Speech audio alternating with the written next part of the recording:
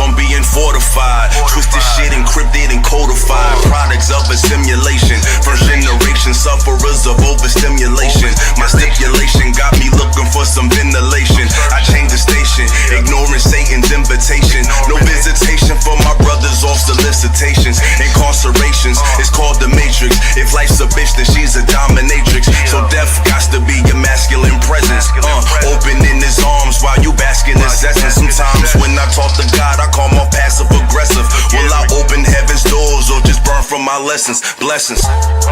You know the game been told. If I was you, then my soul would have been sold. Watch what you do, cause it's coming back tenfold. Either way it goes, man, I'm 10 toes, 10 toes, 10.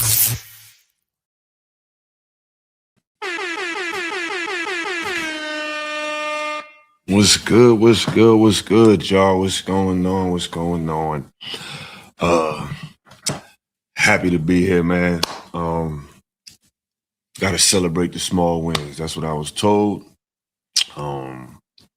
It's so much going on in these YouTube streets, man. So many conversations being had, so much action, so many reactions. So I'm just glad y'all pulled up. Just wanted to really just take the time to just breathe and just, be grateful for the progress I've made. And just want to go over some highlights in my journey and my story through these last few years of doing content, Shout out to Reaper shout out to Tay for L, shout out to Mimi Flo. I really appreciate y'all for pulling up. Yeah, man, 4,000K subscribers, Like I said, you guys celebrate the small wins. And it's like, just want to take y'all down memory lane, how we got this thing going, how it all started, how I even got introduced to this space. And this only gonna be exactly 2 hour show. I got some friends I ain't seen in a long time in town, and I definitely want to spend time with my brothers, you know what I mean? So yeah, shout out to everybody that pulled up. Ronan, what's going on? What's going on, man? I appreciate you, Ronan. Appreciate you, man. Ronan's definitely one of my good friends in this space. Shout out to Reaper Rails, Tay for L. We in here, man. We in here, man. I'm definitely not gonna hold y'all too long, but yeah, man. I want everybody to tell me real quick in the chat, what's the first place you seen me, and what made you give a follow? Like I said, this is gonna be an open panel show too. We just chopping it up. We just, reminiscing. That's all. You know what I mean? I'm definitely gonna start with the video that kind of started this whole thing, you know what I mean? That just, got me wanting to do this. Well, I won't say want to do this, but put me in a position where people started hitting me up, inviting me. And I just want to, reminisce with y'all today, man. This is just a little celebration, a little milestone. I ain't gonna get too deep into none today.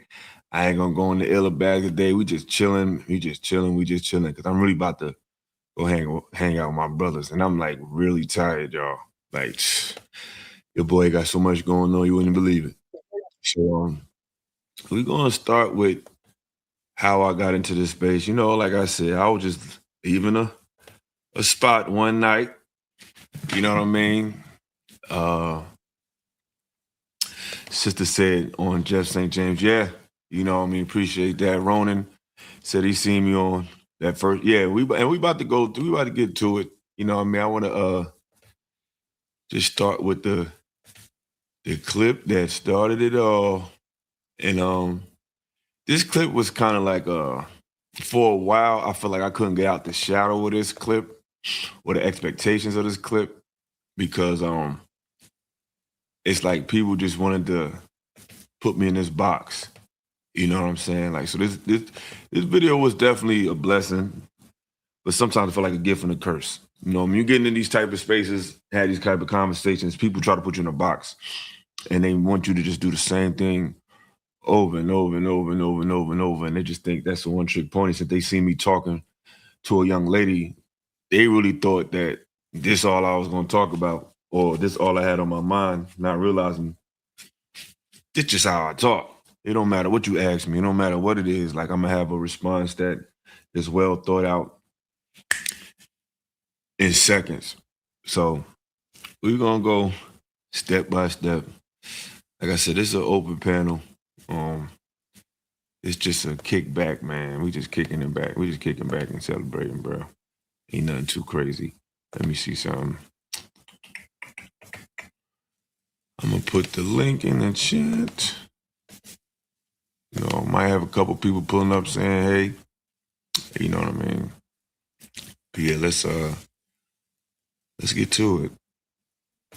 Man, cause these hoes is goofy. They fuck with niggas who they feel better and feel like they got like they some gold digging shit on some. You feel me? You know what gold digging is? Explain to the people what that is. Look, gold digging is a female that only want you for your money and she don't want real love. So them the hoes I just slut out. You feel me? They get no pay from. Get no pay from me. You feel me? They just get slutty and I bail. You feel me? I'm out of the facts. Okay, what's the question again? Why do you think dating is hard? Because of social media. Mm-hmm. Social media got these chicks thinking that they got options that they don't have. Can I say something? Hold on.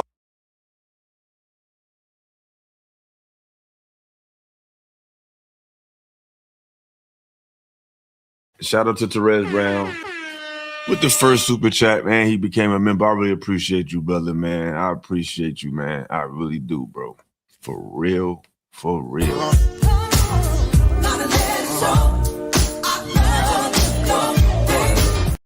It must respect my G on the streets. First place I saw you. Yeah, man, I appreciate it, man. A lot of people did. You know what I mean? Like this video was kind of infamous because, to be honest, when it happened, right? First of all, I didn't even think people even cared. Like I was just leaving the club, y'all. I was just a little, I had a couple of drinks, and I was ready to go home. So my friend at the time, the brother with the flannel, we was walking down, and he was like, "Yo, talk to talk." I'm like, bro, I was ready to go. I was like, man, the chicks was acting weird in the spot. I was ready to go home. I was over it. And it was really something I didn't even want to do for real. And he just kept going and going. So I said, all right, fuck it. Let me see what he's talking about. I do it. Because he know how I talk. He know how I think. Like, this is how I talk all the time. Like, I literally have viral moments in my conversation with my friends all the time. So it's just like, it was just par for the course. So I really wasn't, I didn't think nothing of it. But when it took off like it did, it was kind of a scary feeling because I'm like, damn, I was cussing a little bit. I was thinking about my mother. I was thinking about my daughter. I was thinking about women I knew. I'm like, oh, my God, this shit going to get ugly. I thought I was going to get all this crazy backlash from women and people I know. But surprisingly, let me tell y'all something. Women was sending me, I'm not making this up, y'all. Women was sending me all types of crazy shit in my DMs. I'm like, y'all like this? I think y'all gonna be cursing me out. Like, the most people that was hitting me up was women. It was wild. Hold on. So social media got these chicks thinking that they got something they don't have. So they only fuck with niggas who got bread and then turn around and be mad when them type of dudes who got a bunch of money want every bitch. These same bitches will turn around and pay Chris Brown $1,000 to take pictures with him. You feel me? See, hold on. They charge broke niggas to chill with them, but the more money you got, the less you got to spend. See, women only want to deal with dudes who don't have no opinion. That's why you see a lot of these bad chicks with these goofy ass, soft ass niggas who ain't gonna challenge them on nothing, who ain't gonna ask them no questions. Any man that got his own shit taken care of, don't need their money, don't need their pussy. They don't want to deal with a nigga like that. They want a nigga that they could talk to crazy and disrespect them because they don't want no structure. They scared of real men, you feel me? Because a real man ain't gonna let them talk crazy and do all that goofy dumb shit. So modern day men are more feminine more than ever. Definitely.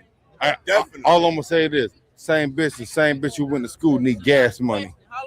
Yeah, let her. Yeah, he was like off for like a million drinks. So people thought I knew these guys. I didn't know none of them. I just knew homie with the flannel. And now this backstory about the girl that popped up, right? She was actually talking to the little young cat at the beginning, and he was trying to holler at her. And he was like, What he was saying? He was like, yo, we trying to get at her. And she took out her phone and she showed a picture of some money and was like, can you do this for me?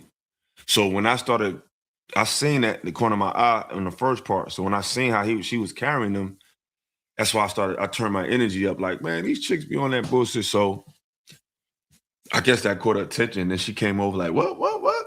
I guess she thought she was about to like do something. So that's the story behind that. But yeah, that's why. Talk, let her talk. I'm a woman. So what was you saying? I said women don't like dudes who got their own, who don't need them. They rather deal with men who are not that intellectually aggressive, who gonna let them say what they want and do what they want. They rather deal with a man like, not saying you like that, but most women out here don't want to deal with a man who gonna say, baby, nah, don't wear that. Nah, baby, don't talk like that.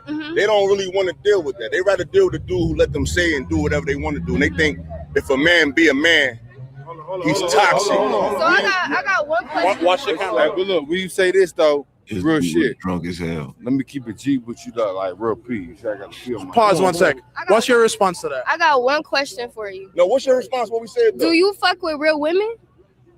Cause you I'm gotta gonna say this. you gotta agree. You gotta agree. Question. Guys.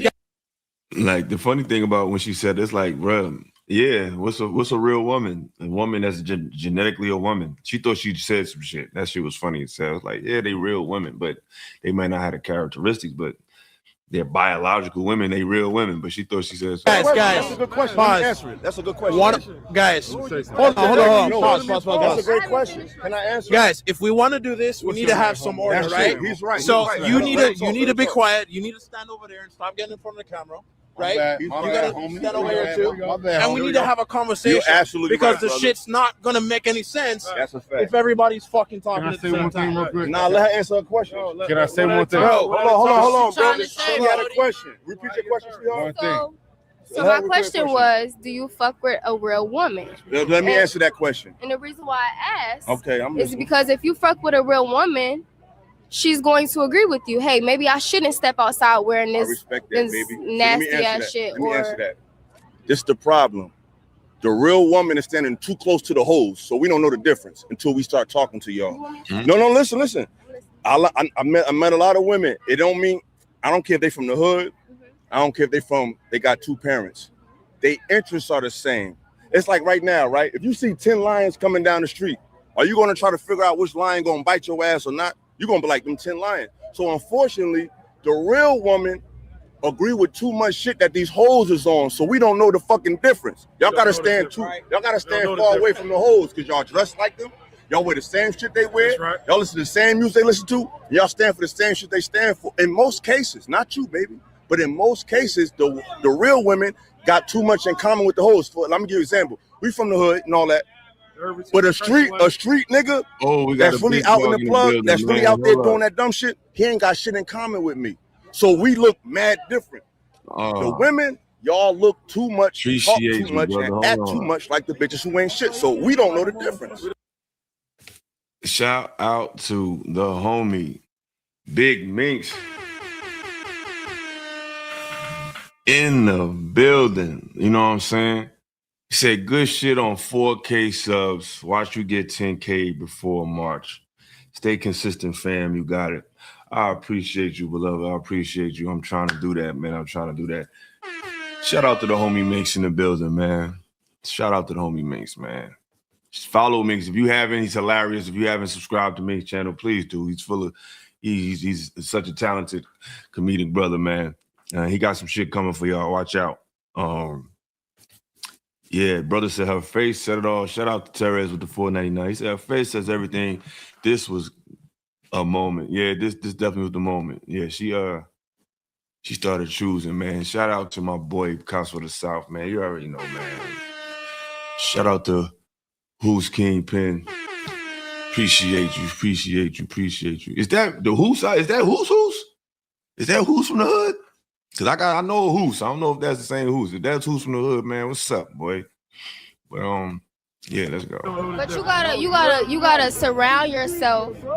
You say you from the hood, right? Of course. So you from the hood. So you gonna be surrounded by hood bitches. No. She was low-key stupid as hell. Like, what are you talking about? You know what I'm saying? Like, I said I'm from there. Just because you from there don't mean that's where you search for women. Like, you know what I'm saying? It's just crazy, man. Red Pill Crip, what's up, brother? First time. Shout out to you. You know what I'm saying? All of that. Say that. Let's get back to it. I'm from the hood. I don't live there. I live up here now. You live in Charlotte? Of course, uptown, baby. Uptown, right here? She sizing me up. So you seem very intelligent. You seem very, very intelligent. So my thing is, you seem very, very intelligent. So my thing is, hold up, what the hell? You seem very, very intelligent. So my thing is, I don't know what the hell. What the hell? You seem very, very intelligent. I might need to go to original one because they showed a little. I mean, she ain't say too much. My video. That was weird. Let me see something. Sorry, I don't know what happened just now.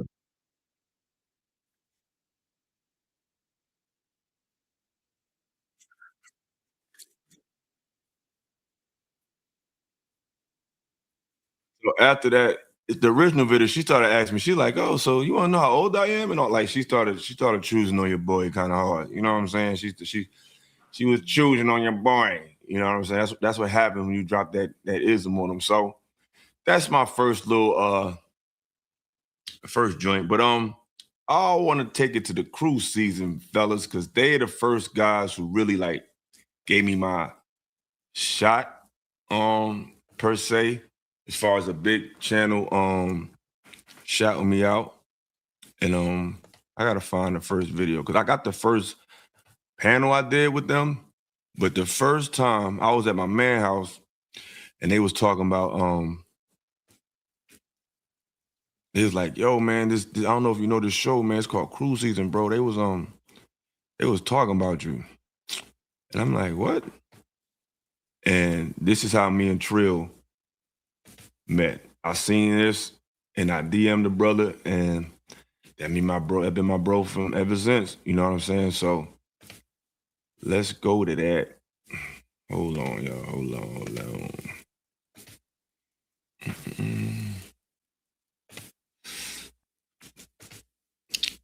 No, not that one. Sorry. Yeah, so this is the first time I seen like a big content creator that came on my radar and was able to communicate with me, wasn't acting all weird and shit. You know what I'm saying? These cats be real weird. They'll share your shit. You hit them up, they don't respond. Like Trill is true to his name. Like he was Trill about everything. You know what I'm saying? So let's get into it, man. Let's get into it. On the streets, and he was speaking on the issues that women have in today's era. We're gonna play this clip, man, and we're gonna break this thing thoroughly down. Yeah, I want to do that. So what you saying? I said women don't like dudes who got their own, who don't need them. They rather deal with men who are not that intellectually aggressive, who gonna let them say what they want and do what they want. They rather deal with a man like, not saying you like that, but most women out here don't want to deal with a man who gonna say, baby, nah, don't wear that. Nah, baby, don't talk like that. They don't really want to deal with that. They rather deal with a dude who let them say and do whatever they want to do. And they think if a man be a man, he's toxic. So my question was, do you fuck with a real woman? Let me answer that question. And the reason why I asked is because if you fuck with a real woman, she's going to agree with you. Hey, maybe I shouldn't step outside wearing this nasty ass shit. Let me answer that. This is the problem. The real woman is standing too close to the hoes, so we don't know the difference until we start talking to y'all. No, listen. I met a lot of women. It don't mean, I don't care if they from the hood. I don't care if they got two parents. Their interests are the same. It's like right now, right? If you see 10 lions coming down the street, are you gonna try to figure out which lion gonna bite your ass or not? You're gonna be like them 10 lions. So unfortunately, the real woman agree with too much shit that these hoes is on, so we don't know the fucking difference. First off, man, salute to, let me give him a round. Salute to bro, man. And I think that's the Desirable Truth brand. So salute to that brand. That is a hell of a point. He said that it's hard to tell the real women Because a lot of the real women are standing too close and agreeing too much with the undesirables. What's y'all take on that, man? That's real, man. We got to get bro on the live or something. Hey, man. Got to get bro to preach a little more. Hey, that was real, man. Like, damn. That's my first time hearing that, too. Boy. So I'm still processing that. But been going he crazy. right. He right, bro. That's literally, he just said it in a more eloquent way. But that's literally what I was saying last part. Mm-hmm. That's exactly what I was saying last part. You got the good women and you got the hoes. And a lot of times you have the good women wanting to be like the hoes, thinking that that's what men want. When we telling you, nah, baby, that's not what we want. And then you acting like them and you want to dress like them, but you want to be labeled like them. You know what's crazy? You know what I'm saying? That's with that statement there, I think, man, with them women, exactly. I feel like they looking at men and the totality of it all, like, oh, that's the women that men want to fuck, want to have sex with and all that type of shit, right? But they not looking at, like, and that's the only thing they looking at, because, you know, like, the biggest cardinal sin for a woman is a man cheating on them and all that type, you know, all that goofy ass shit. But what they not looking at is that same woman is getting nothing at the end of the night but some dick. You know what I'm saying? In a wet cat. That's what them old timers would say. Wet ass. Yeah, you know what I'm saying? That's what they getting. They ain't getting no family man. They ain't getting no husband. They ain't getting, even if the dude married type of thing. You get what I'm saying? Like, you ain't getting nothing. Like, all you getting is some sex that he wanted. And then you going back to struggling and trying to find somebody. So yeah, when that happened, I reached out to the brother. Word up. It was crazy. I was at work today talking to a dude, and he started talking about content. I said, yeah, my coworker was like, yeah, he does content. I'm like, yeah, I do a little something. He said, what you do? I said, you know, I talk about a lot of stuff. I said, I went viral a couple years ago. I showed him the clips. He was like, yo, everybody I showed seen that shit. They just don't know it's me. You know what I mean? Like, there's a lot of politics when that shit happened. So when that shit went viral, like, the guy who did the video, yo, he ain't want to tag me. He ain't want to do nothing. You know what I'm saying? Like, he was acting real weird and real fucking funny. You know what I'm saying? Like, he's a real weird guy. But it went real crazy on TikTok. So the first video went like 8 million. And I guess because of the vulgarity, it's trying to slow down. But the second one is what like really just went through the roof like overnight. And it was like a crazy thing. I'm talking about you going from one day, you just got like a few hundred followers, probably a couple of your friends be watching your stories.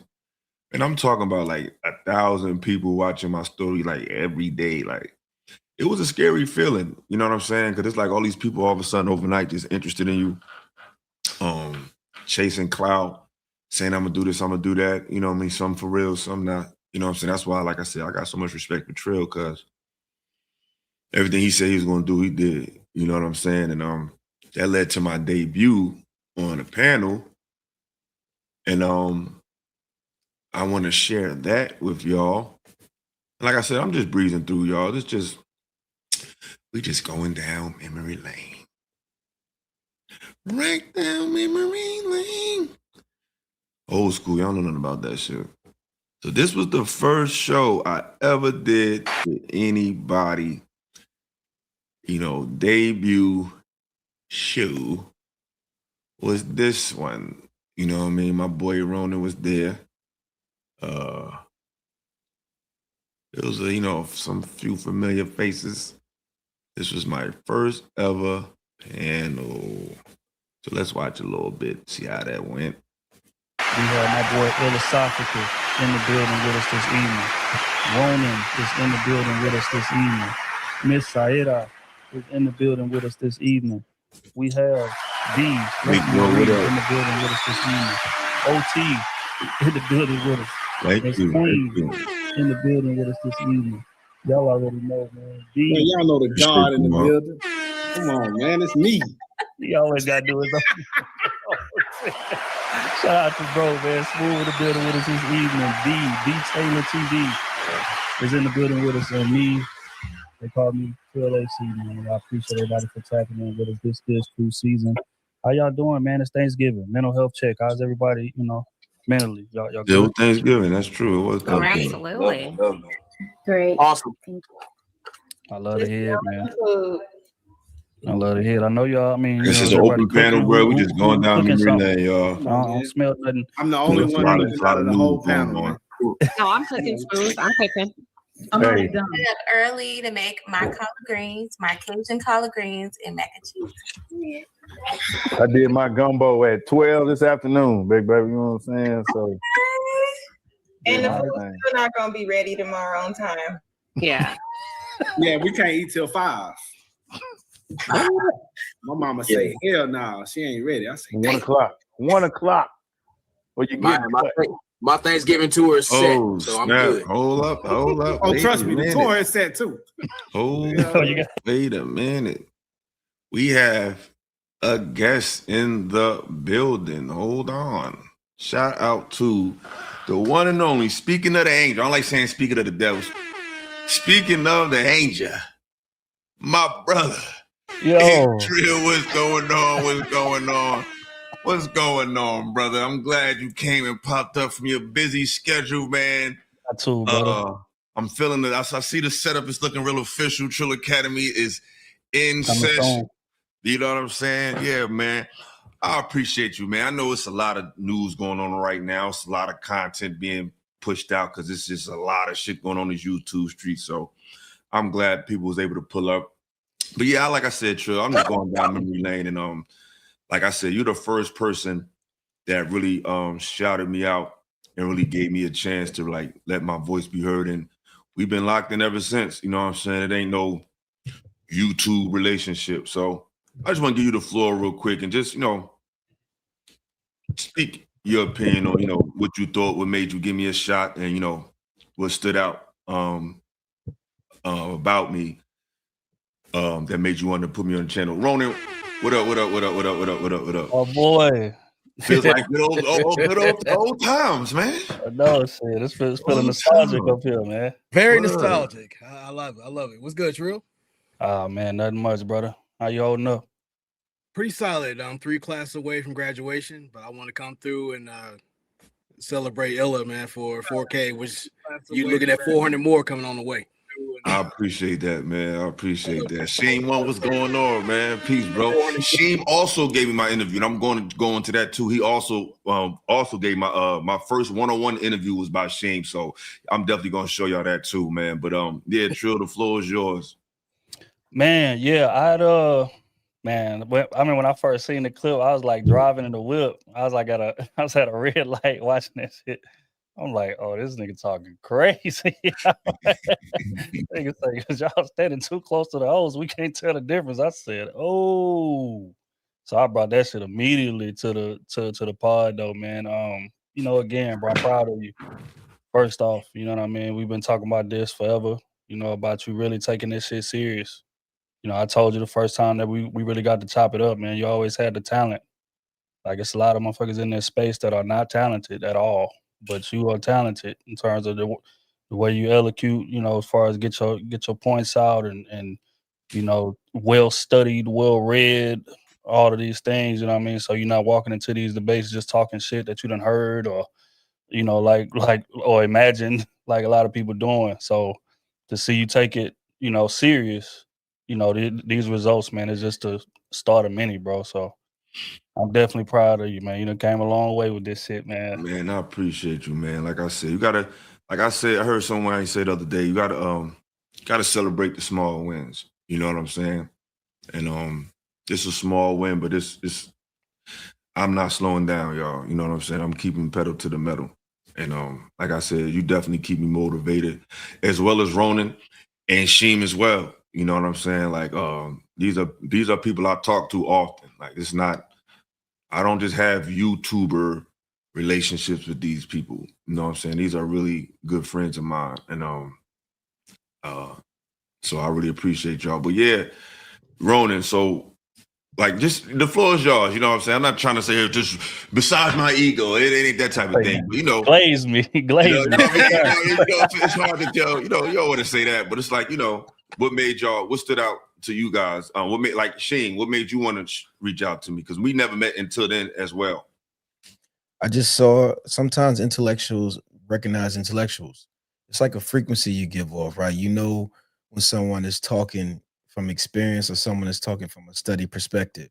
And I think I recognize that in people. And it's rare, right? Because people are so hive-minded. It's rare that you get to have an elevated conversation at the top of your intelligence. And I get a dopamine shot from that. So I have to meet people like that, or I won't feel full in life, because I know there's something I can learn from you for sure. So I'm sort of like a weird way, a person who's like a sponge, but I fiend for things that are higher level and higher execution. And that's what it was all about. When I said, when I beat people, I have a podcast where I just interview just men about emotions and life. That's all I do. And I love doing it. So when I see people across these internet streets or run into people with things that I do, I approach people unapologetically, because I say, yo, we need to have this conversation. I need to know about you. I need to know who you are. I need to learn from you. And that's how I got through life. Being a shorty, being a young man, you get through life. Everybody's each other's libraries. Yeah. Everybody got a belly of wisdom. So when I came across you, I hit you up. You responded. You didn't have to do that. And then we sat down and, your mom liked the interview. You know what I'm saying? Yes, she did. And it's funny because now that you said that, it's like, because people been like, oh man, you be vulnerable. But I'm thinking I was vulnerable from day one. Like the interview I had with you was like, I just felt like, I try to connect with people. I don't try to act like I'm just so above them.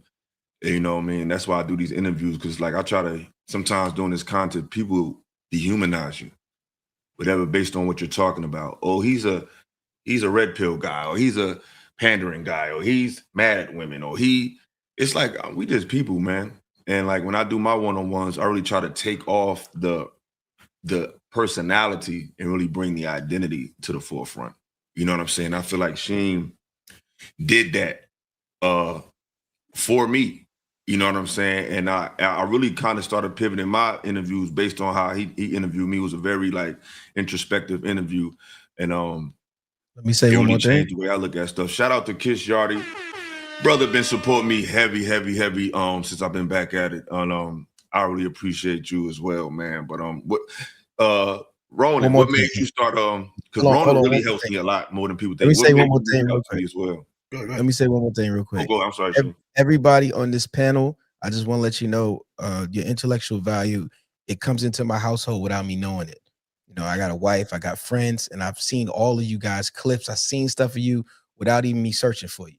So I just want to say that's evident that most of the conversations you guys have, we're like-minded. So I get to have good conversations in my house because you guys are putting in this great work. And I want to thank y'all. Y'all don't know me, but I know you. Peace and blessings. That's all I wanted to say. Sorry about that. Appreciate you. Oh, yeah. And I might leave soon because it's 4:30 in the morning and I need to get me some sleep. Yes, my brother's in a whole nother country. He in Dubai. So like, I appreciate you. Like I said, y'all, I'm only gonna be here probably at 2 hours best. I need to give the internet a break, see my friends and just, really relax. You know what I'm saying? But I just wanted to do this milestone for myself. But I appreciate you, Sheen. You already know you my bro, man. We tapped in, man. I appreciate you, man. Ronan, it's on you, baby. Well, aside from the viral clip, as I was curious about everything, and then the first time we shared a panel on cruise season, I felt comfortable with a vast array of intellectual depth and authenticity, and it was refreshing. So I was able to loosen up, talk crazy, talk my shit, but then I was able to learn something every time, which you don't have the benefit of in many situations. Some people thrive or make money off being emotionally retarded or dishonest. And when you talk to certain people, not just on the panel, but off the panel, you could tell some people been outside. They're not fabricated theories or rehashed nonsense. It's like you can actually see someone that's been out there, learn themselves, not just in the school of hard knocks, but in the books of higher learning or hell outside of it. So it was rewarding to really be around certain people. And we didn't talk quite a bit. Absolutely. And it's like, I sit there and told you and a number of others, sometimes it hurts being around certain people because they want you to shrink yourself in a ball to make themselves comfortable. And that's not how you're built. If you're built a certain way, if you're intellectually deep, so be it. If you have humility, do that. If you got to walk like a man, like stand up with your back straight. Stop cowering, bending over to make people insignificant feel comfortable. Either you're going to step up or you got to sit aside and watch TV. Do whatever you're going to do. And being around a number of you guys, it inspired me to go back to art school and really go get what I was looking to get.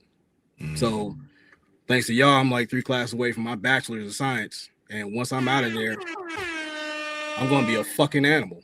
So that's why like inspiration is infectious. And you want to surround yourself around that. And that's why I encourage you guys, like when you speak on things, do something that's different. Like actually get legit testimonies, which both people are terrified of getting because they'll find that they're fucking frauds too. Exactly. Shout out to Witch Doctor, the 499. I appreciate you, man. Another one of my bros in this space, man. Appreciate you. Keith Shard, it's on you, brother. You definitely been supporting me heavy, man. I really appreciate it, man. And you always bring something to the conversation. Shout out to Philosophical, shout out to Trill, shout out to Ronan. I remember you guys from back in the day when you had the panels and you had the guys and the girls going against each other. That was cool. Shout out to Philosophical for real, because I think you bring something unique to the table. You and Trill, because y'all bring something more balanced to the table, right? I think the most beneficial part to what Philosophical does, Trill does, and a couple other guys in these spaces do, is it gives Black men an opportunity to defend themselves and speak their case. I'm 33 years old. I was born in May 1992, right? East New York, Brooklyn. We grew up in Oprah era, Phil Donahue, different platforms. You know, they always put the thug Black guy again. They always put the thug Black guy out there, the entertainer Black guy out there. All these different Black guys, but not the average everyday dude, right? So that became the representation of these niggas ain't shit. So then when we see guys like Trill, Family Guy, Philosophical, Ronan, Sheen, and these are the guys that are actually out here every day, not going to work, not doing anything crazy, not gangbanging. We get to see what Black men actually look like, and they get to have the arguments from actual Black men that are about their business. And you get to, like, if you watch the Balloon Pop show, and you even watch some of the panels that Trill hosted, you see that the women don't respect the brothers actually about their business, and they keep picking certain type of dudes. So I'm saying, so like, I appreciate these conversations. I appreciate what y'all guys have to bring to the table, because it demystifies a lot of the lies being told against Black men for 3 decades of my life living. And I give you the floor. I appreciate that. I gotta definitely shout out this brother, man. Shout out to Axe a brother, man, coming through, making it rain on your brother.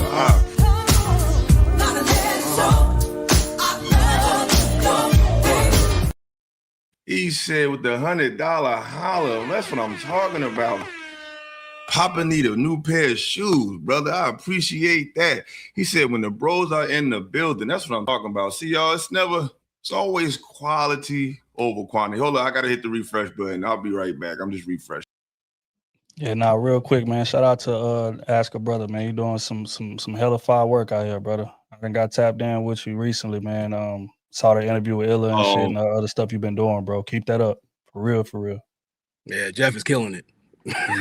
He's yes. You know, shout out to Ask Your Brother for definitely giving me a interview, man. But I appreciate you, Ask Your Brother. You know what I'm saying? So it's like I said, it's always quality over quantity with me, y'all. You know what I'm saying? Like I want certain people in my little universe. You know what I'm saying? I'm not just trying to work with anybody. Like, it's all quality people. You know what I mean? One thing I learned from Trill is absolutely, brother. Said thanks, y'all. We all got a lock in 2026. Absolutely, definitely, absolutely. And one thing I learned from Trill, and I think a lot of people should learn from, is evolving. It's like this space don't want you to evolve. It doesn't allow you to do that. It's like, oh no. When I heard you said that you wasn't. It's like, yeah, I did say it. Like, you know what I'm saying? Like a fool. But there was the context and the time at the time, though. Say that again, brother. It was for the context of the time period, though. A lot of us times we saying things for that time period, and a lot of times things change. Time and things change. Like what we said tomorrow may not be the same let me articulate it properly. The environment we were in yesterday could change today and the next day. So sometime when we say yesterday, it might have been for that time, and then things shift. A lot of things have shifted since these spaces have started. A lot of things. So, Absolutely. Yeah, I think that's just what come with being authentic. Like you're not sticking to no script. You're not siding nothing just because that's what your quote unquote alleged allegiance is. I think the dope part about what it is that all of us do is that you're really telling your story for real. And other people out there is relating to it. Other people out there is identifying with it. It's just like a rapper. Like if Jeezy put out an album today, he not gonna sound like he was when he was fresh out of making moving bricks. Right. He's a real estate guy now. He's a father. He's made all of these things. So it's like for you to expect people to stay in the same spot forever, that's just not realistic. And at some point, you had to put on a mask to continue to do that. But I think with us, especially when it comes to this relationship shit, like all of us done been single and frustrated because of the dating experience, and all of us done found somebody solid, and we like, damn, hold on, she contradicts everything that I thought these women was out here doing. So now I got to make some changes. I got to adapt my mindset. I can't, have a great ass woman at home and then come sit on these panels and say women ain't shit, man. They ain't doing nothing, man. They ain't worth nothing. This shit is crazy. No. If anything, you got to tap into the aspect of telling dudes how to navigate a relationship. So that was my mindset with it. It's like it's a million niggas telling you how hard it is dating. It's a million niggas telling you the type of women to stay away from. But how many niggas telling you, hey, once you actually find that dope ass woman that you've been complaining about not having for all these years, how you navigate? How do you manage that? Right. Yeah. It's a crazy journey to come back from that hurt and trauma and pain to come back and still stand on the mountain. Like it's so many times where I look at where you could have been the man, right? But when you fall off the mountain, you forgot everything you did to be there. Yeah. So now there's so many books or so many ways for you to become the man, but how do you become the man? Right? After all the pain and suffering, hitting your knees and having to stand back up. And that's what a lot of people should be focusing on, how to re-stand up. Because you was the man before. You had some innocence to you before, but now you got a little muddy waters, but you can still stand and still build with mud, right? Yeah. So solid foundation. So Trill, that's what you're saying for sure, is like that trauma, that hurt can still build solid stone. Well, I want to say to you guys' point, you guys like we're on the same wavelength, and I've asked a question 2 years ago on the crew season panel. I said like, who would we be outside of our negative narrative? And there's a lot of people who monetize that at the expense of others. And the thing is, like, all I ask for anybody is be a little different or better than I last seen you, because complacency kills, and it's infectious. And I've told guys to be authentic, and if anything, you're gonna have people who are gonna copycat what you do. But I like I told y'all, it's like if you're gonna wear my drawers, at least wash them motherfuckers. But that's what I respect most about Illa though, is that Illa came into this shit being who he is. I'm not coming in here getting into a space and I see that this is the narrative that everybody's championing, so I'm gonna just jump on the bandwagon. No, bro came in, heard what's going on. Nah, I don't necessarily agree with that. And I'm willing to stand on my square. I don't give a fuck if it's 1,000 people that disagree with me. Like, because he's being authentic to himself, not to this allegiance that he done built or this goddamn flag that he done walked up under. Like, it's like, no, I can think for myself. And not only that, you encourage other people to be thinkers as well. Don't just accept some shit just because your favorite influencer said it. If you disagree, then you can disagree with somebody respectfully. We ain't gotta argue. We ain't gotta tear each other down. We ain't gotta fist fight in the street, but everybody need to be independent thinkers. And most people that's making content or in these spaces are not independent thinkers. They going with what the people who they deem as having clout or they deem as being cool. That's what side they going on, regardless of what they believe. And Trill, out of everybody on this panel, we done hung out in real life. How am I in real life? The same as he is on these panels. It ain't no difference. Same way. We done been in the middle of Middle of the club, we'd have been all out in the street where it was about to get wild at the door one time. We was out there. You remember that? Yeah, my Drill seen my boys get active and real, and we ain't trying to talk all crazy, but it had like we ain't running with no, know what I mean? My boys almost had to, you know what I'm saying? Like, and every time you see me, what I had on my arm, Drill? You had a chick with you, solid one. And this ain't no bragging. It's just that people be thinking this like I'm not an animated AI character. It's not AI. This ain't AI. I don't. And I even try to bring other brothers opportunity. Like the last time you pulled up, my brother do credit. I introduced him to Trill. You know, I be trying to connect people with people. You know what I'm saying? But people always try to, tarnish my name. I just be trying to connect the dots to people before I even connect all the dots myself. That's just my nature. But I'm learning this year that shit got to pause just a little bit. You know what I'm saying? People really gotta you really gotta, now I don't want to say be selfish, but more just prioritize your goals and your vision. You know what I'm saying? We got another super chat from one of my mentors, man. Shout out to Sean Bolden, bro. This guy, man, me and Sean be going at it.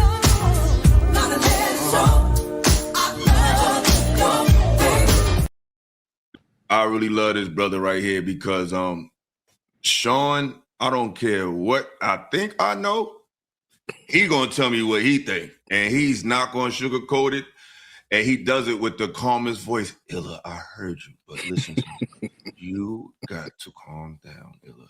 You get it. Yo, he just be giving it to me. It's like, Sean, no, Sean, I don't want to listen.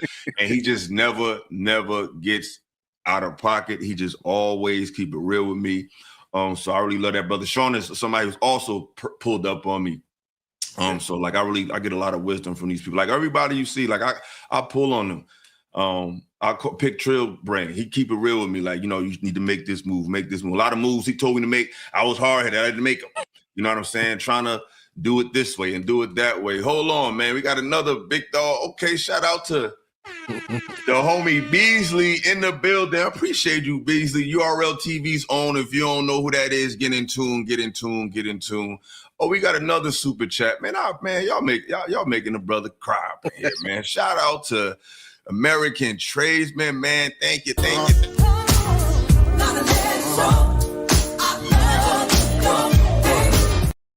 He said never folded, man. The American Negro is. I hear that. The funny thing about American Tradesman, he looks like my brother, like my actual brother. Like I used to see that. I'm like, is that my brother? Because I don't think my brother's a tradesman, but he looks. You favor my brother so much. It's crazy, man. It's crazy. But nah, the love is real. I'm overwhelmed, man. I really appreciate y'all, man. Like I said, this was just coming down memory lane, just looking at certain moments that I had with you guys. And the first panel I ever did was with Trill. I want to just look at that just a tad little bit. I think I had the funny thing is the first clip I ever uploaded from this conversation with you hit almost 400,000 views on Instagram, but I was so green to this space. So I'm just thinking oh, okay, hey, I guess I didn't realize how the game go. You know what I'm saying? Real quick, Trill, drop a jewel on the content game and how it goes, and just give us some little jewels on how this game goes and how to ride the momentum and how to do things. Just give us some game real quick. Man, I think first thing first is just having a plan. When you come into this shit, I think all of us done got caught off guard with that. You know what I mean? I don't think none of us woke up and when we was young and said, I'm gonna be a content creator. You kind of just got pulled into it. All of us are probably opinionated, or we's always pretty intelligent or articulate, whatever the case may be. But when it comes to this content thing, it's you upload, you put yourself out there, then shit go viral, or so shit get a lot of views, and now people deeming you as an expert, or they saying this about you, or whatever. You got a follower now, you got influence now, you got cachet, and it's a lot of people don't necessarily know how to handle it. You know what I mean? So you just be kind of all over the place, doing a little bit of everything. And it's the main thing that I would tell people when it comes to making content, for one, is broaden your portfolio. Don't get stuck in one social media platform. You need to be relevant in all of them.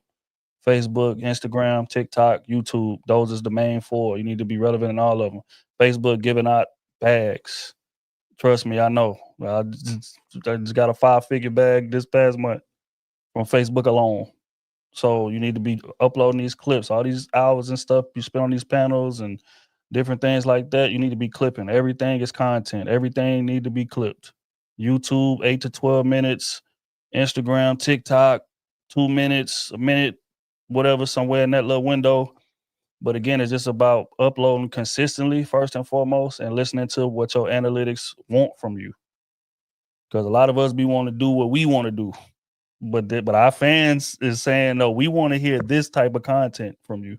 If you go against the grain, then your numbers is going to suffer and your shit is going to suffer. So it's like you got to study them analytics. Look at your demo. How many, what percentage of women is listening compared to men? What age demo is listening? You understand? Like where they from? All of these things. Like gather all that information. These social media platforms make that shit easy for us to get a bag if you paying the attention that you should pay attention to. Like when you're going to do public speaking or live events, that shit should be easy because you should be able to go in your analytics and look up my top 10 markets.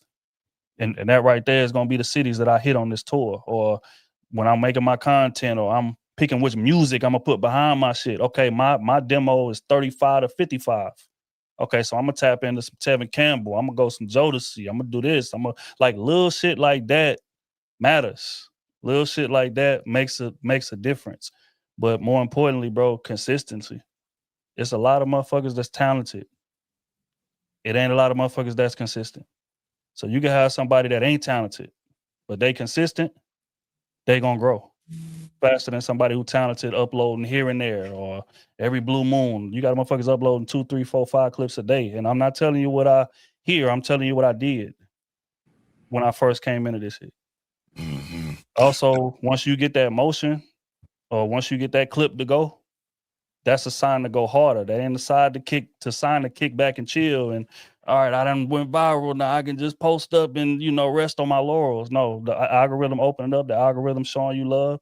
You need to be uploading at least 1 a day, 2 a day, 3 a day, whatever it is that you're doing. But those is the main things. I mean, I can go into a lot of shit, but those is the main things. Consistency, 1. Authenticity, 2, because you got to be able to sustain the image that you projecting. You got niggas getting exposed out here every day because they pretending to be something that they ain't. But when you living in who you is, you living in your truth, they can't expose you. Man. You can upload whatever you want, 1,000,000 times a day, whatever come from it.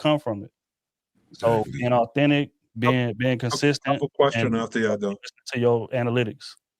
That was a jewel you dropped that I wouldn't even think of is the music and the demographic. Like that was a bar. Y'all just got some free game from Trill Academy. You know what I'm saying? Y'all owe him a check for that shit right there because that didn't even hit me. Because sometimes I be thinking the music be taken away from the ad money.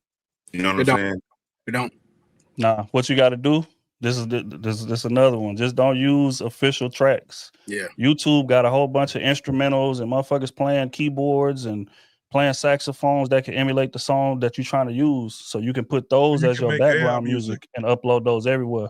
Yeah. And you ain't gonna get jammed. Now, if you use the actual song for some shit, yeah, that's gonna tear your ad dollars up. You use like I said, YouTube got plenty of instrumentals that you could download and put behind your shit. Also, it's been proven that videos that have music behind them go farther.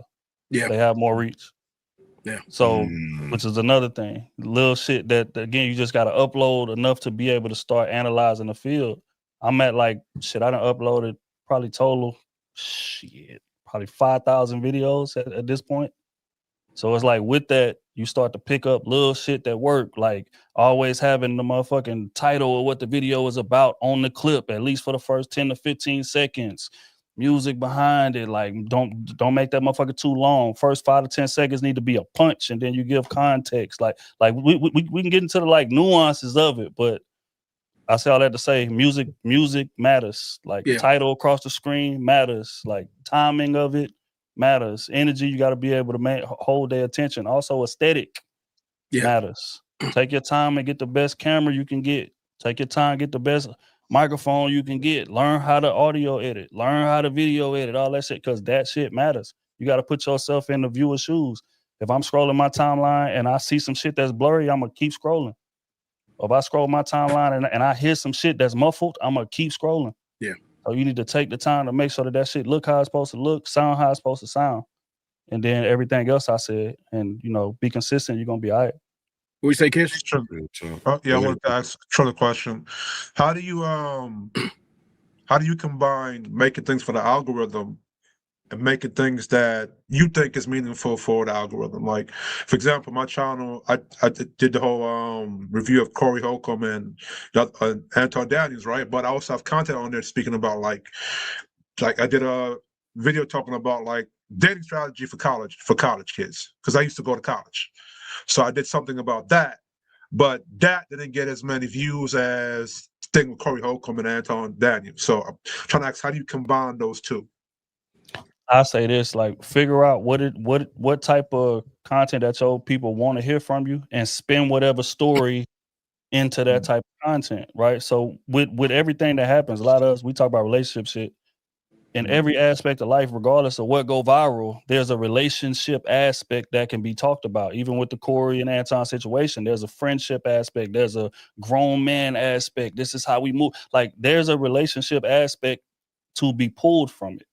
You understand? And I think, like, once you get good at doing that, then you'll be all right. But if you try to if your ass done made 500 videos talking about relationships and then 501, because I just want to talk about sports today, that shit ain't gonna do what it's supposed to do. Now again, you can talk about sports, but talk about the relationship aspect of it. Talk about the motherfucking crazy child supports. Talk about the crazy situations that's happening with this NBA player, that NFL player. You again, regardless of the industry, whatever it is that they want to hear from you, you can tie to it. You can spin it back to what it is that they want to hear from you. I'm glad you said that, Trill, because I hate when people be acting like there's certain platforms that'll they'll pick you based on the conversation as if, but my name is philosophical, bro. Like, I could talk about anything. Yeah. And one thing I be trying to tell people, they be trying to say, what should I talk about? Talk about everything, because you can, like you just expressed, you can pull depth out of anything. Yeah. Because there's always a storyline. You know what I'm saying? Like oftentimes, not like when I talk to girls and they be like, why do y'all like sports? They don't understand. It's like, you watching football, it's not just, or basketball, it's not just dunking and running up and down the court and running up and down the field. There's a story. This guy just lost his mother before the season. Last season, he tore his ACL. He came back. It's more than just what you see. It's the story behind overcoming. He lost multiple times. It's like John Elway. Yeah. You know what I'm saying? It's like he won 2 championships his last 2 seasons. He's been in the league for almost since 85, his last 2 years in the league at the age of 38, damn near 40, he won 2 Super Bowls after losing like 3. Like, the mental, it's just so much depth you can take. I'll tell you what else anything. too, Illa, not to even cut you off, but just to give an example as to what you're saying. Look at NBA viewership this year compared to what it's been. Right. Ain't no storyline. The shit is all over the place. So people are not as intrigued as when LeBron and Steph was competing every year in the goddamn finals, or Magic and Bird competing every year, Jordan. Like, there was storylines there, but now that there isn't a storyline, look at the viewership. Just to like echo your point. That's all I want to say. Well, I think as far as not when it comes to NBA, I think the problem with the NBA is also, I'm just call it what it is. These niggas are soft. Nobody want to watch that shit. You know what I mean? You touch them, it's a foul. They don't want to do the dunk contest. I think they paid too much damn money. I don't think people realize that Jordan wasn't the highest paid player to his last year in the league. He was never the highest paid player. And he only I think 8 seasons he played all 82 games. It's like you got these cats coming out of college averaging 15 and 5, getting supermax. Yeah. Think about it. You got 86 games to play. They done gave you 80 million guaranteed. You ain't playing hard every damn game, bro. I don't know if I would do that shit. You know what I'm saying? You young, 22, you getting all that money. But hold up, people making it rain. Yes. Shout out to, all right. That's what I'm talking about, man. That's what I'm, quality over quantity, man. Yeah. I ain't need 400 people to bless your boy. Y'all showing super duper love. That's what I'm talking about.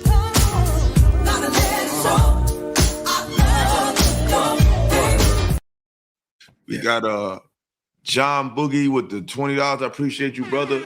Thank you. Lauren Mack, where you been? She said, salute to Illa and the growth of the show. Keep using your voice to move the motivated. Keep it up, old head. You always call somebody, oh, you right around the corner, Nana. Stop playing with me.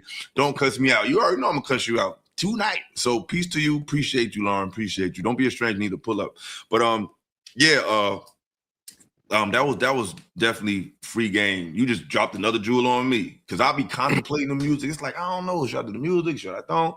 But I'm gonna definitely start putting the music out. But you know what, Illa, the cosign Trill's point. I've been learning this as far as like doing graphic design, and you gotta learn things like the psychology of color, things of like as far as with music. Aside from the message you put in there, like the music gives them something they can feel and they can vibe to. That together is like makes it impactful, and people never forget how you make them feel. So it goes from the low details, because more or less you're like a social seamstress. Like everything you kind of you weaponize relatability. Like some might not know what sports is, but once you tie in certain relationships or something they can tie into, it makes it easier to digest it. So he is making a great point. Hey, now real quick too, because bro touched on something important: the color scheme. Like if you notice, a lot of motherfuckers' backgrounds blue, pink, purplish. See, right? Yeah. So again, like if you got, when I'm talking about building your aesthetic, make sure you got some uplights and different shit like that, because the color alone is gonna relax a motherfucker.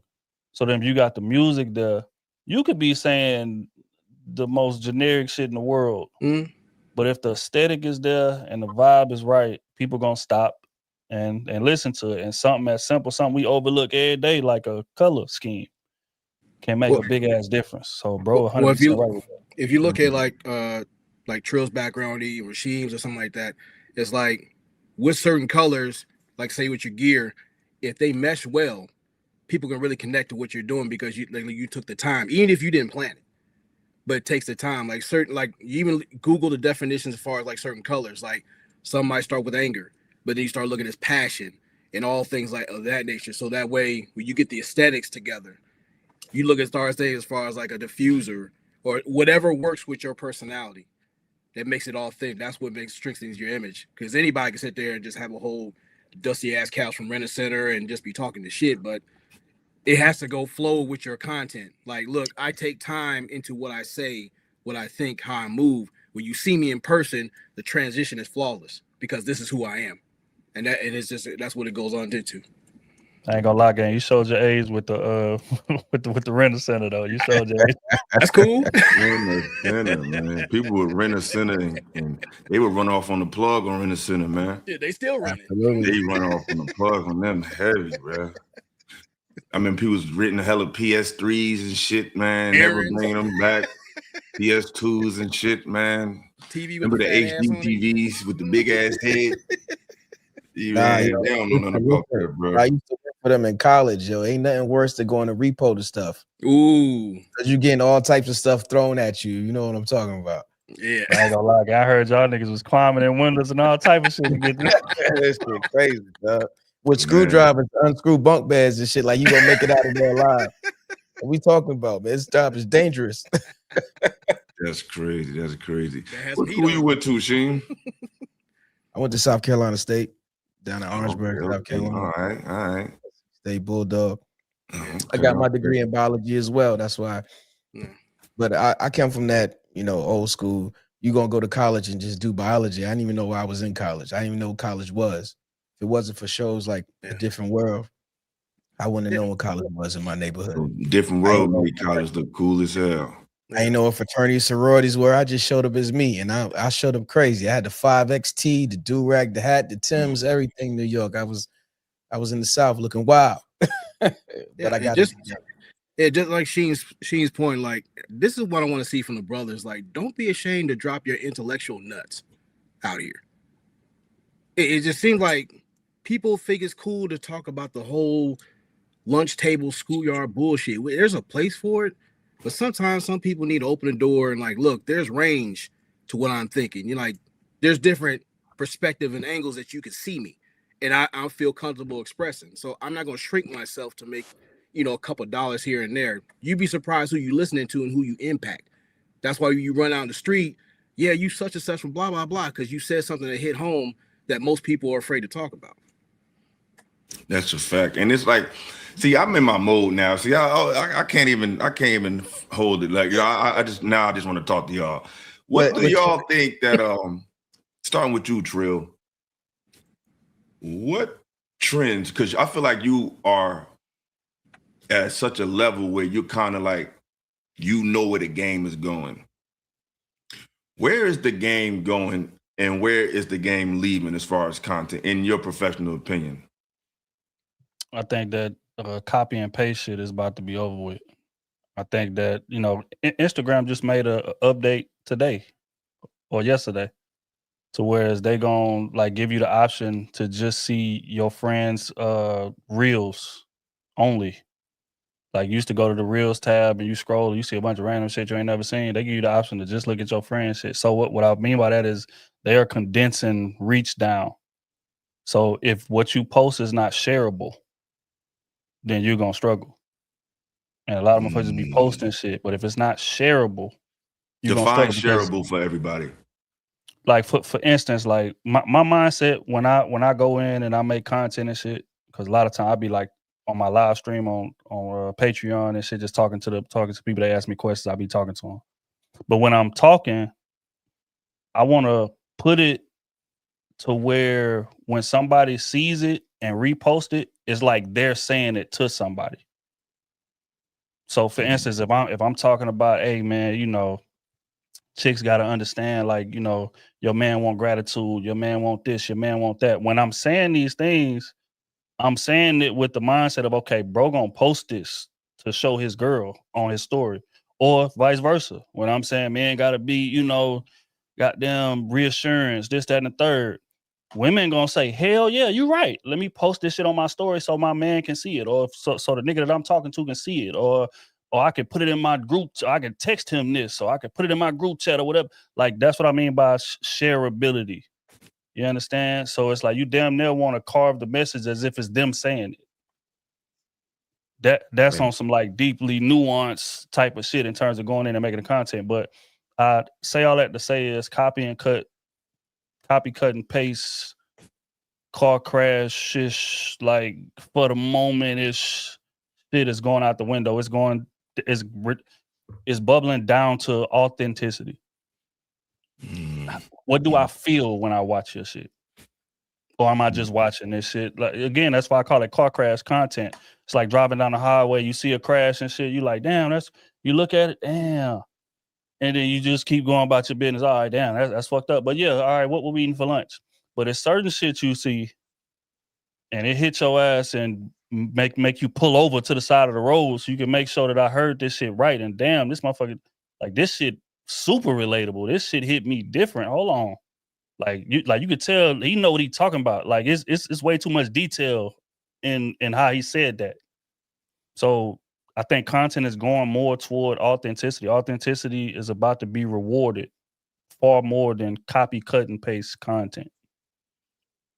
Well, shout out to me, because I definitely came in the door being myself. I don't know how to be nothing else but that. I definitely got some interesting collaborative efforts coming in the future that y'all are not going to see coming. Just stay tuned. I'm definitely going to do things that people are not expecting with people that they're not expecting. You know what I'm saying? So, yeah, man, that was some good game. Would you about to say something, Shane? Yeah, I wanted to add to that because I live in Dubai, right? And they be having all of these conferences and stuff. And I go to these content conferences. And I think the biggest challenge that hopefully we buckle down is the understanding that these people are having these content creations from our creations, from our socialite lifestyles, but they're having it in their language. And I think I was telling Illa before, I think it's time for us to really put a serious concentration on learning different languages so we can cross over to different platforms. Because once you know different languages, these people are forced to let you into their spectrum and their realm. And I think you should choose. And there's AI and stuff that you can use to change the languages so you can be across different platforms. But once you start traveling the world and start going to these conferences and you see that when you walk in, everything that comes from our community is there but us, but you can't even articulate yourself, it drives you to dig down deeper and go learn some, whatever it is, Mandarin, Arabic, Spanish, because most people around the world speak 2 or 3 languages. Most people around the world don't get to live in their country that they work in, so they have to learn that country's language just to work. And if we're going to upgrade this content thing, I think that's coming for all content creators to be able to be linguistic, to be able to be versatile when it comes to language, because language is going to be the new passports. That's ill. That's ill, man. I agree with that to an extent, but I think you touched on something that's pivotal. You said the AI is allowing shit to be translated. And this is another feature, say for instance, on Instagram right now. You can go to my page, look at my latest video, tap my latest video and click translation, and they'll translate that shit in 10 different languages with my mouth moving as if I'm talking in that language. With the audio of your voice? So true, I look agree at with it right you. now. I agree with you. Now, I'm not disputing that. I'm talking about like when I go to these conferences and they making these next gen moves without us being in the room. That's where we either hire a translator or something when we need to stand there and have conversation. No, you're right. You're right about that. Big business moves be happening. We not there. Like none of us are there, but everything about your outfit is there. You know what I'm saying? Somebody got on your clothes. They don't even know what they got on. They just put it on because they saw you wear it. So Sheen, being somebody that's in Dubai, do you think there is a niche for this type of content that we do in these places? We run the world, bro. In terms of content and information on how we generate ourselves, we are the linchpin for most things, but people are just taking it and rebranding it. Remember, when you live around the world, there's no trademarking really for what you take from around the world. That's why we look at different cultures like K-pop and see it's kind of hip-hop, it's kind of pop music, but they took it and made it their own and they're making money off it. But they'll never had that true authenticity that it needs to stay survival from that well. So I believe our mentality can grow, or we can now go to stuff direct and do business direct. That's why I think traveling is a big important thing, because when we had that Frank Lucas mentality, we go get it uncut and we stand there and we get it, and we have these connections now, and now we download these apps and you talking to people from around the world. Like if I tell people all the time, if I'm here, you're here. What you need me to go do? You need me to go find out how much this saffron is so we can get you some saffron shit back. Those little things back to the States that may cost an arm and a leg in America, we can set up stuff to make it happen with the right mentality. And now it's not just your main thing, it's just your while you sleep thing, building your empire, making some trains on the side. I think it's very possible for us to have that dialect and information. I think the mentality of us doesn't think that far because most people don't have those aspirations in front of them. Sometimes we're forced to deal with exactly what's in front of us at the time until we hear somebody speak about it, and then you ponder it and maybe it'll contemplate into something different for you. That's real. That's real, man. This was really good, y'all. The love is so overwhelming. I think I'm gonna just tap in with a little bit of just to check out a little bit of my debut on cruise season, show a little bit of shame, and I think I'm gonna go hang with my friends. I think mission accomplished. I like what this turned into. It was a pretty good conversation. But this is my first time on cruise season. You already see I already got the screw face, so somebody says some dumb shit. So let's check it out real quick, man. And Mars, like I feel like that's what men are from yeah. Yeah, like it's like that. Like, and I think that we're not meant to like understand each other. We're meant to come together and learn each other differences and like learn how to communicate. I can't talk to my man like he's my friend, like my girlfriend, you know? And I had to learn that too, because I wanted my man to be like how I talk to my girlfriends. Like, oh, I'm venting to you and you're not like responding the way my friend responds. Because when I think of my man being my friend, I think of like my girlfriend. But then I had to understand that like, no, that's not how men operate. Men are, you tell him a problem, he's going to want to fix it. Your homegirl's going to sit and let you vent and talk and be like, girl, like, you know, we just gonna be talking about it. But when I tell my man that, he's gonna want to fix that problem. So I had to actually understand a man. I think a lot of women grow up, they don't really have like a strong bond with their father or brothers, so they don't really understand men. She admitted that. Go ahead, Yo. Yeah, that woman was crazy. I think nobody want to be around her personally. I think that's why she was talking like that, because nobody want to be around her. But I think the difference is I don't think men want to be around men so much. It's that men want to be around logic a little more. When we're around our friends, we're around our brothers, when we come with an argument, we come to a certain perspective, we know that our brother's going to see the logic in the situation and be able to relate to us a lot quicker than a woman. So it's not like we want to be around men all the time. Just that sometimes when we talk to our woman, like I said on my page the other day, men wear their heart on their sleeve, but women wear their heart on their ears. So they can misinterpret something that you never said. You could say something to them and they hear something that you never even said and base an argument off of something you never said because it felt like you said it. That's a so bar it's not right that there. they don't want to be around women. They know that when it comes to a real argument, she's not going to respond logically most of the time. She's going to respond with emotion. So it's like it puts us in a space where we can't win. It's like our hands is tied. Well, women are emotional. And I think that's why men are kind of like, I can't stand that. But that's what makes us like, that's a part of us. Like it's a part of you, but it's not the whole of you. Like we can't be all logical. We got to be emotional. It's going to be times when your emotion is going to be needed to filter my logic, and my logic is going to be needed to filter your emotions. The problem is, I feel like just in society, period, especially in the Black community, we're emphasized to understand women more than we even understand ourselves. Sometimes we understand women more than they understand themselves. So when we be ourselves, it's like a foreign thing because no one ever put the pressure of learning a man on a man or a woman. So it's just all about women. I think it's okay to be emotional. I think it's not okay to be emotionally unstable. That's an eye of the beholder. I'll jump in real quick. This nigga spitting. Sorry. Go ahead. See, don't ever get it twisted. I came in the game cooking, man. Don't ever get it twisted, man. Don't ever get it twisted, man. That shit was like this from day one. When you was there, Trill, what was your thoughts? Because you know, everybody could have a moment.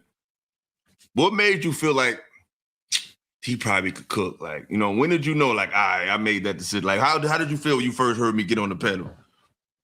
Well, I mean, I already had an idea of what was coming. You know, it's like going to go scout that like top athlete, you know, at the football game or at the basketball game. It's like you done heard a lot about them, you know, you got all the stats or whatever, but now I'm here in person. Now we like really in the field for real. Let's see if this shit translates. So when you got into that bag, I was like, okay, yeah, no. Bro comes as advertised. You understand? So I loved it right out the gate. I'm like, hell yeah, that's what this space need. It need that, you know, like I say, willing to be authentic, willing to stand on something, I don't give a damn if it's unpopular. This is real. And what I'm saying is gonna resonate in a way. And I think you came in with that mindset. So in terms of my opinion, as you see in the clip, I was like, yep, go ahead, boy. Get in that bag, boy. Yes, sir. Word is born, man. Word is born. Yeah, man. That was definitely fun. I thought I was kind of like a little nervous, but it seemed like once the conversation started, it's just like, I'm just talking to y'all. You know what I mean? I think a lot of people get, like, I got a friend of mine, like when he pull up as a guest, he be cooking, but like when he try to do his own content, he just be overthinking. It's like, what's something you should tell somebody, like when as far as like nervousness when it comes to this camera work? Like what's the advice you can give somebody who's like nervous with being on camera by themselves? Man, I say like try to have those conversations in a bunch of different environments. You know, I think when you really firm in what it is that you do, it don't matter where you at. It don't matter the environment. It don't matter how many people watching or whatever the case may be. If you passionate about what it is that you're saying, you're not going to be thinking as much, because when you respond, it's all passion that I'm giving to you. You understand? Just like being on stage, I tell people, they be like, bro, how the hell you do that? It's just like, because I'm passionate about what I'm saying. I'm not getting up here and saying what I think that they want to hear. As soon as I hit a question, or if I hear somebody on the panel say some shit that rub me the wrong way or something, and I feel like, nah, that ain't that. My passion kicks in at that point. And then I don't see nobody in the room. It's damn near, it's kind of like basketball. Like when you've been playing the game and you've been playing it a lot, and that shit starts slowing down because you done been working on these moves so much. You've been working on that handle so much, that goddamn 2 dribble pull up, that so much Muscle to memory. where you just want to get to your spot. It don't matter if a motherfucker got a hand in your face. It don't matter if it's uncontested. It don't matter if it's 2 people on you. If I can get to this spot and get this shot off, it's going in. So again, I think this right here is the same way. Like, you got to have the utmost confidence in yourself. And like I say, how you build that is talking that shit in a bunch of different environments. That's why I be advising people, hell yeah, if somebody invites you to go do a podcast, go do it. I'm talking about a bunch of different shit. Don't worry about following. You want the experience. I want to be able to go to Toronto and do a podcast over here. Go to Atlanta and do a podcast over here. Go to the trenches and do a podcast in there. Or I want to go to a goddamn corporate event where motherfuckers in suit and ties and do a podcast there, or do a panel there, because all that shit doing is just sharpening your blade. So regardless of what's called, I could be going on The View, I could be going on Oprah, I could be going on with Dr. Ayanla. Shout out to my girl. I'm gonna talk that shit the same way I talk it, as if I'm in this room by myself with this camera, because you done put that much repetition in. So that's my advice: repetition, and again, familiarizing yourself with a bunch of different environments, getting comfortable being uncomfortable. Well, this I'll say to you, Illa, and everybody else: like, be comfortable in your calling. There's a reason why. There's a reason why they say favor ain't fair, because, like, okay, you're still on the job training, just learning yourself. But once you get comfortable in your presence or your conversation, because it's one thing to hear yourself by yourself. It's different when you're in the presence of others. Then you start second guessing, and then you start shrinking in the moment. No, you stand in there and you get comfortable in that moment, because people are looking at you, not just what you say, but are you standing on what you say? And when you come in that confidence where it's unscripted, it's unfiltered, this is who I am, good, bad, or indifferent, that inspires other people, because it takes a lot of responsibility and consequences to be a pillar of influence. And most people don't have the nuts to stand on that. So that's why they're cutting down on the content creator cosplay. Yeah, man. Jeezy said a long time ago, he said, these niggas just right. I recollect. Hands on, Jeezy really counted them checks. But basically what I'm saying is that when this shit is authentic to you, you're not saying what you heard. You're not saying what you read. You're not saying what you think it is. I'm telling you what I lived. I'm telling you what I did. I'm telling you what I'm living, right? So in those moments, you're going to be more passionate, because that's your actual life that you're talking about. And that's the dope part about this type of content. Just like I said earlier, we all go through it in each stage of it. The frustration stage, the good relationship stage, we all done been through it. So when you answering these questions, don't be afraid to goddamn be vulnerable and talk about your experience. You ain't got to say no names or put nobody on blast.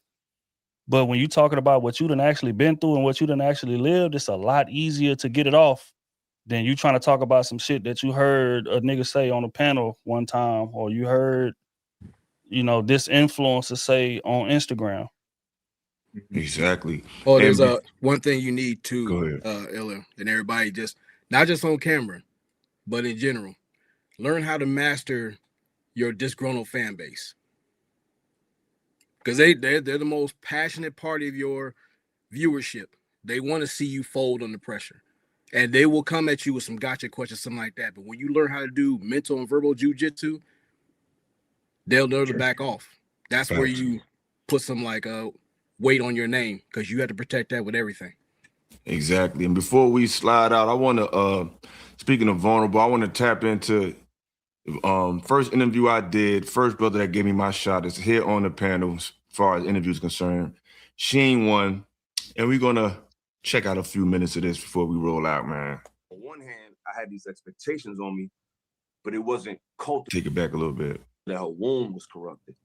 And they told her she couldn't have. Sheen asked these awesome questions. Speak to those. So I just want everybody just to pay attention to that as you go as far as your mind goes, and you can push your mind and your body to different places you can never imagine. Now I hear you speak of going out and being a person of vision, going out being a person of abundance. What type of affirmations are you telling yourself every day? Telling myself it's all right. Telling myself to,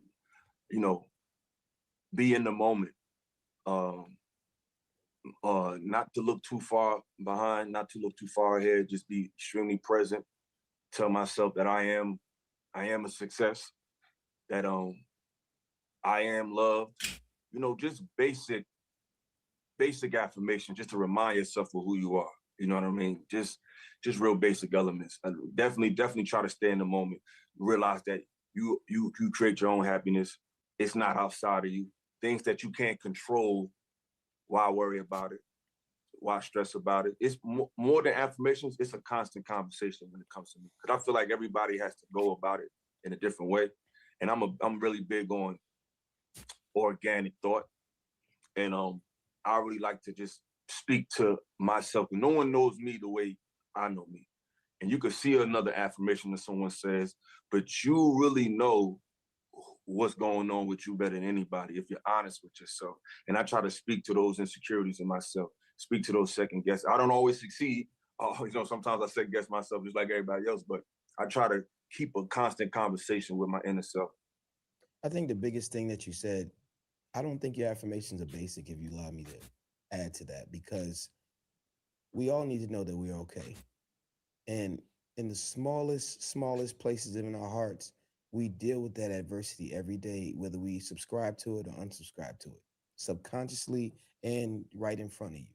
It's all sub, and then it becomes a surface thing when you strike a nerve of intuition or attitude or anger inside of you.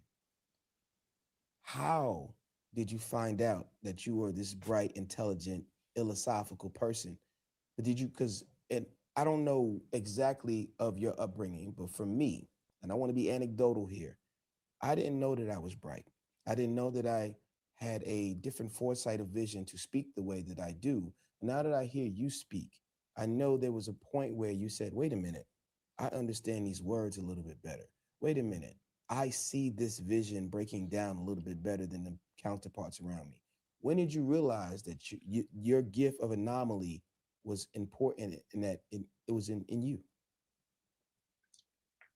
To be honest, and I'm not really trying to be funny, but ever since I was a child. No, since speak on it. Since I was a little boy, you know what I mean? Not to get spooky, tell too much of my business, but my mother and father, before I was, my mother's from Harlem, my father's from Newark. They met at a house party. They both was, dibbling, dabbling, and they had drugs in their past, and they found religion. They found Christianity, and it stirred their faith. And after going through, different things back and forth, they got married, they had me, and they raised me in the church. But before I was born, the doctor told, at the time, based on my mother's drug use, if you were to see my mother, she don't have no tracks, no arms. She's a miracle. She beat 2 strokes. She's a walking miracle.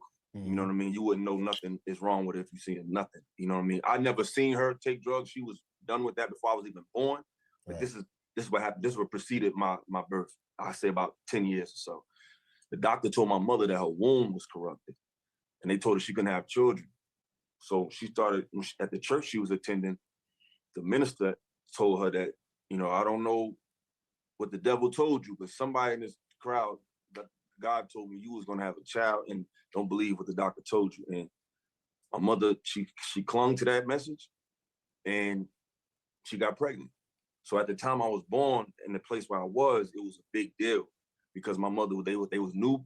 I don't know if people know about the church, but when you're in the church, it's something about, it's the energy that's with new members. Like when new members come to the church and they're young, they kind of get they bring a little pizzazz to the church. Sometimes they could be, popular or drawn to because they have a different energy, especially a church that with a lot of older people, whatever. So at the time, my father was a part of a group of people that was just a new, young group of people in their late 20s, early 30s coming to this church. So they was like the remnant of that. So when I was born, it was just a big deal. It was like, oh, the new, young, energetic couple. Doctor told them they couldn't have kids, and they had this child. So they was calling me the miracle baby. Right. So at a young age, I had this expectation to be something. But on the flip side, you know, my father divorced. You know, the place I was at church, the place I was at, it was a lot of, it showed me the darker side of what religion, not just religion, but just organized group think. I seen the dark side of it. So on one hand, I had these expectations on me, but it wasn't cultivated by anybody. So I had to literally find who I was on my own.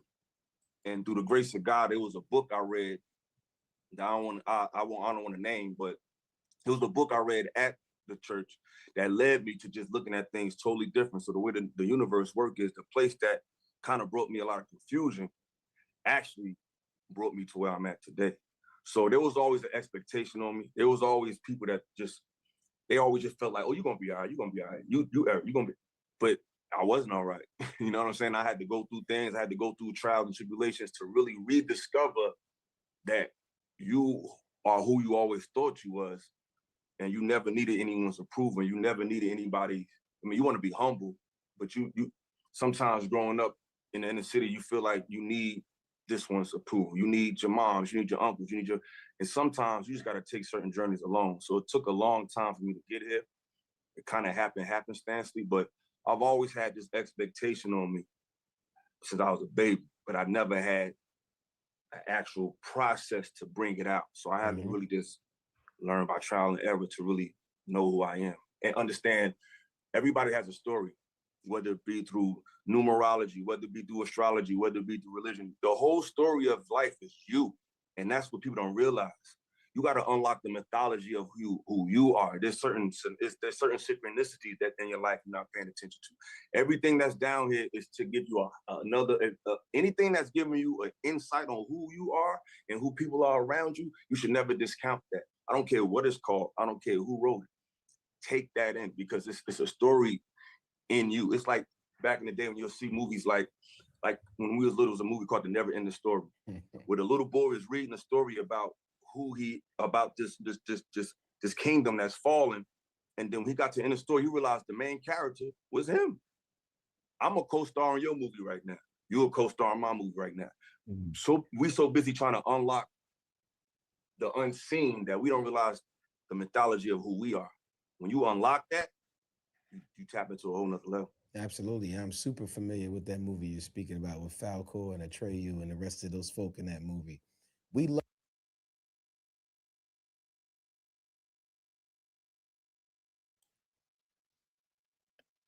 I can't hear you. I'm muted. That was a vulnerable moment for me. Yeah, man. Rest in peace to my mom's. Like she really liked that interview. You know what I'm saying? So I wish she was still here, but she got me a little choked up thinking about it. But y'all. I want to thank you for that. Because my whole purpose for me is to I used to feel like I was walking in the dark with a flashlight. All I had was God's voice. And I know that the discernment comes from above. And the whole reason I started my podcast was to try to get people to talk about men to talk about their feelings and also direct other men that might be in the dark with a flashlight. And today was a full circle that almost brought me to tears just now watching that, because I know I'm doing my job. And whether 1 million people see it, it helped you. And I'm sure it helps somebody in the chat today, because, you know, I'm not as visible as everybody else. Like, I don't really run out to the YouTube streets as much, but I'm happy that I was able to make that interview with you. So I just want to say thank you for that. Nah, thank you, man. Thank you. Yeah, it's been real, y'all. Like, I really appreciate y'all pulling up. You know what I mean? All of y'all, Kish, Yardy, Ronan, Sheen, Trill, definitely, bro, because you ain't got to do this. You know what I'm saying? Trill got 1 million things he could be doing right now. So if he pull up, it ain't because he want to be here. You know what I mean? So that just shows you the authenticity of our relationship and the type of man he is. You know what I mean? Not just him, everybody on the panel. You know what I'm saying? So like the relationships that I build, they're authentic. You know what I mean? This ain't no payola. Trill ever gave you $1 for any appearances? Absolutely not.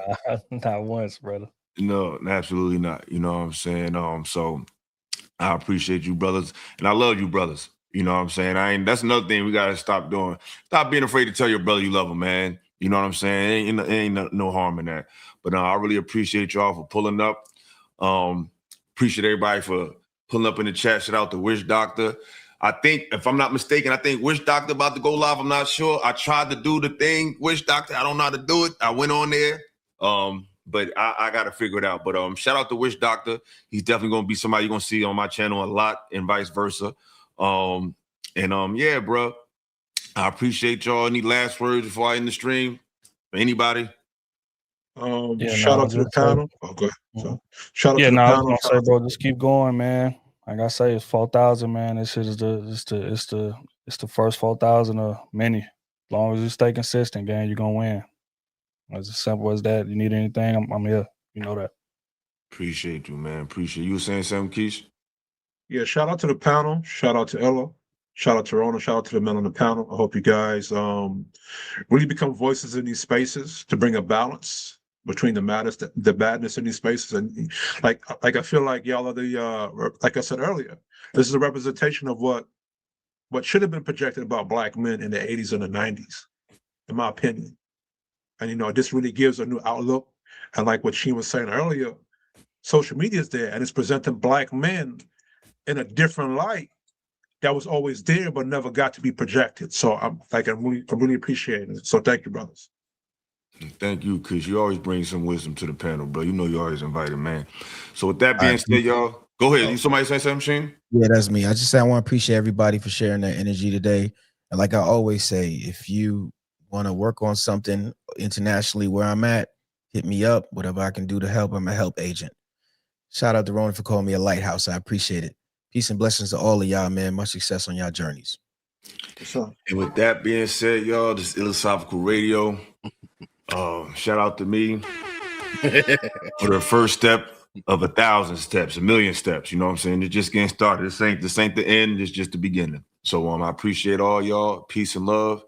And we are out of here. I'm 10 toes. Hey, yo, the game got me mortified. So I focus on being fortified. Twisted shit encrypted and codified. Products of a simulation. First generation sufferers of overstimulation. My stipulation got me looking for some ventilation. I changed the station, ignoring Satan's invitation. No visitation for my brothers off solicitations. Incarcerations, it's called the Matrix. If life's a bitch, then she's a dominatrix. So death got to be your masculine presence.